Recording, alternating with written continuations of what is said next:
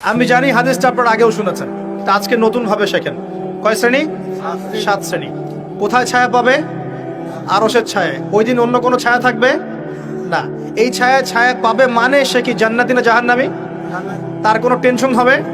কোনো হিসাব নিকাশের টেনশন, কোনো ভয়, কোনো কিয়ামতের বিভীষিকা কিচ্ছু নাই। একদম সুকুন, ইতমিনাল, একদম নিরাপদ।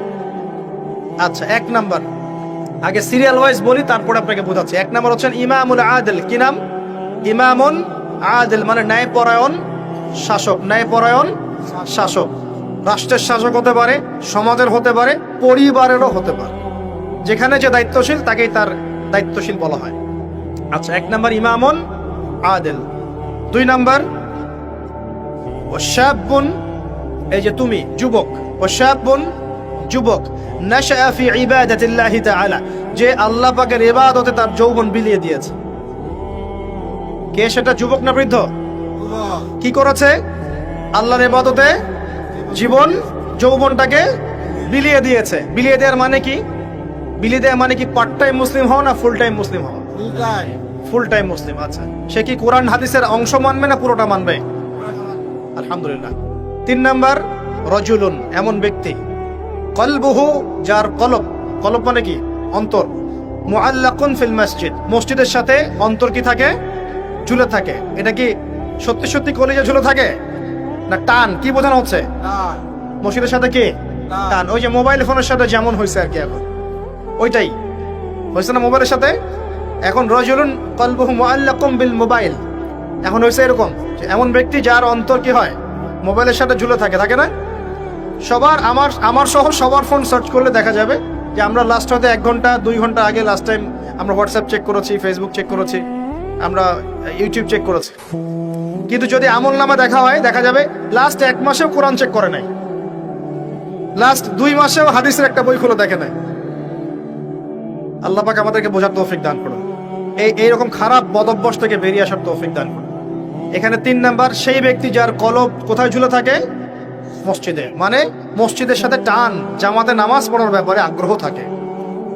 4 রজুলান, 2 ব্যক্তি। কয় ব্যক্তি? রজুলানি তাহাব্বানি ফিল্লাহ ইজতামা আলাইহি ওয়া তাফাররাকা আলাইহি, 2 ব্যক্তি যারা আল্লাহর জন্য পরস্পরকে ভালোবাসে, একত্রিত হয় আল্লাহর জন্যই, বিচ্ছেদ হয় কার জন্য? আল্লাহর জন্য। আচ্ছা, বুঝাচ্ছি একটু পরে, সিরিয়ালটা বলে নেই।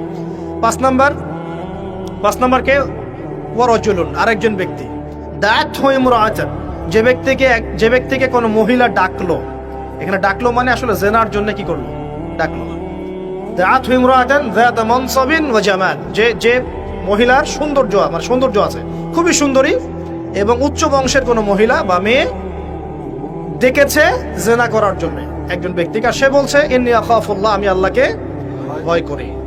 এ কিন্তু যুবক হতে পারে, যুবকদেরকে এরকম বেশি প্রলোভিত করা হয়। 6 রাজুলুন, আরেকজন ব্যক্তি, তাসাদ্দাকা বিসাদাকাতি, সে সদকা করেছে। কি করেছে? সদকা বা দান সদকা করেছে। হাত্তা লা তা'লামা শিমালুহু মা তুনফিকু ইয়ামিনু, এমনকি তার বাম হাত জানে না ডান হাত কি দান করেছে। ঠিক আছে, এত গোপনে সে দান করে যে তার বাম হাত জানে না ডান হাত কি দান করেছে। আর 7 নাম্বার রাজুলুন যাকারাল্লাহ খালিয়ান, যে ব্যক্তি আল্লাহকে ডাকে, খালিয়ান মানে গোপনে, নীরবে, নিভৃতে, একাকী আল্লাহকে ডাকে। ফাদাত আইনাহু, তার চোখ দিয়ে টপ টপ করে পানি পড়তে থাকে। কয় শ্রেণী? 7 শ্রেণী। এবার বোঝেন, এটা বোঝার আগে একটু আকাশের দিকে তাকাবেন আজকে বাসায় গিয়ে, বা যেদিন আকাশে ভরপুর তারা উঠবে সেদিন দেখবেন। আকাশে তারা দেখেছেন কখনো? এখন তো সময় নাই, এগুলা মানুষ ব্যস্ত, আকাশে তারা দেখার সময় নেই। আল্লাহ পাক সূরা মুলক পড়তে বলেছেন রাত্রেবেলা, তাই না? সূরা মুলক পড়তে বলেছেন কখন? রাতের বেলা পড়লে কবরের আযাব থেকে বেঁচে থাকবে ইনশাআল্লাহ। আর ওই সূরাতেই দেখবেন প্রথম পৃষ্ঠাতেই আছে এই মহাকাশ তারকার কথা। আল্লাহ বলছেন তারা দেখো, তারা দেখো, তারার দিকে তাকাও, আল্লাহর সৃষ্টির দিকে তাকাও, দেখো যে তোমাদের এই আল্লাহর সৃষ্টির মধ্যে তোমরা কোনো খুঁত বের করতে পারো কিনা। দেখো, তাকায় দেখো, বারবার দৃষ্টি ফিরাও, তোমার দৃষ্টি ব্যর্থ হয়ে ফিরে আসবে। সুবহানাল্লাহ। রাতে সূরা মুলক পড়তে বলেছেন, আর তারা কখন ওঠে? আর সেই তারার কথা এই সূরাতেই আছে। মেলাতে পারছেন? সুবহানাল্লাহ, চিন্তা করেছেন? এখন এখান থেকে হাদিসে আসতেছে, আকাশের তারাগুলো দেখবেন, দেখে মনে হবে যে হয়তো বিক্ষিপ্ত হয়ে আছে, আসলে বিক্ষিপ্ত না। প্রত্যেকটা তারার সাথে প্রত্যেকটা তারার একটা গাণিতিক মিল আছে, একটা জ্যামিতিক মিল আছে। তোমরা কি জ্যামিতি পড়ছো না? ত্রিকোণমিতি, পরিমিতি এগুলো পড়ছো না? দেখবা তারা থেকে তারা তুমি চমৎকার কিছু শেপ এবং ম্যাথমেটিক্যাল ফাংশন বের করতে পারো। দূরত্ব, ডিস্টেন্স, এক তারা থেকে এক তারার ডিস্টেন্স, ওই থেকে আরেকটা ডিস্টেন্স, আরেকটা থেকে আরেকটা ডিস্টেন্স, একটা সেম পাবা, সমান পাবা, চোখ দিয়ে দেখতে পারবা। তুমি ছোট পরিসরেও দেখতে পারবা যে তারাগুলোর মধ্যে একটা গাণিতিক মিল আছে। আর চোখটাকে যদি বড় করো, আকাশটাকে আরো বড় করো, দেখবা বড় পরিসরেও দেখতে পারবা। ঠিক যেমন কোরআনের সূরাগুলো এবং হাদিসগুলোকে যদি এবং কোরআনের সূরাগুলোকে, আয়াতগুলোকে যদি এভাবে তারার মতো করে মেলানো যায়, একটার সাথে আরেকটা হেদায়েত খুঁজে পাওয়া যায়।